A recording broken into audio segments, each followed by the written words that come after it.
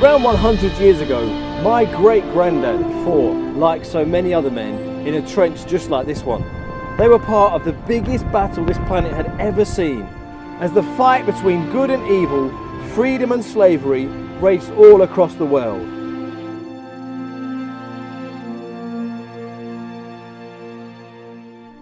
On one occasion, my great-granddad Fred was out on patrol with the rest of his unit. They were walking on the duck boards, which are wooden boards that cross the ditches. It was pitch black, so they were holding the hand of the man in front of them to guide them the way to go. And they walked in complete silence for fear that the enemy would hear them and gun them down. The boards were wet, slippery and muddy. In the middle of the night, the hand holding Fred suddenly let go.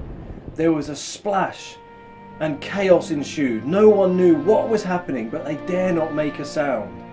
In the pitch black, they fumbled around, hoping to find another hand. Suddenly, the relief was felt as Fred grabbed hold of another soldier's hand. They carried on patrol for several more hours until they got back to base. And then reality hit them. The man whose hand he was now holding was not the same one he was holding when they left. That soldier had fallen off into the ditch and drowned. He had silently laid down his life so his friends could be saved.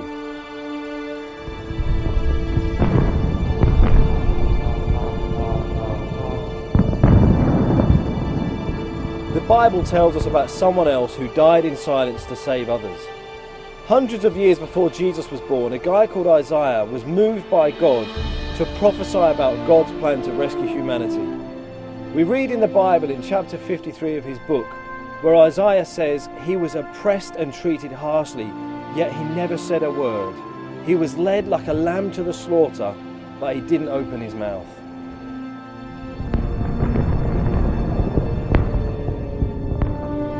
It's quite incredible that a soldier would lay down his life for his friends, that he'd sacrifice himself to save them. But it's even more amazing what Jesus did for you and me, that God, the truly perfect one, would take our sins upon himself so we can be free and forgiven. As Isaiah looked ahead to this happening, he said Jesus would be pierced for our transgression, crushed for our sin.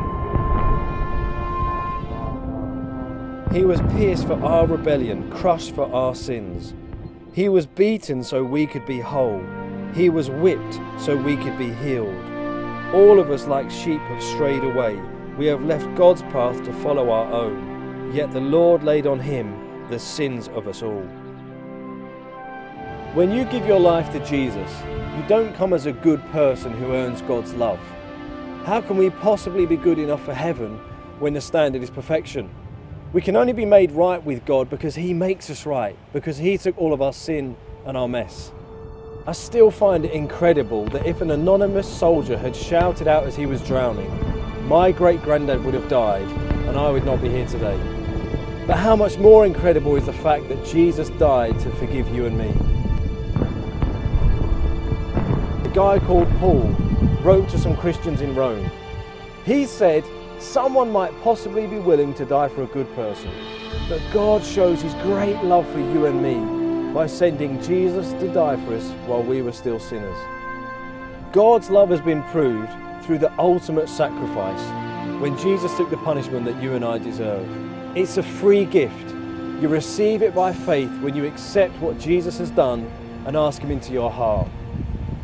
Around the same time as the First World War, a guy called Charles Studd played cricket for England.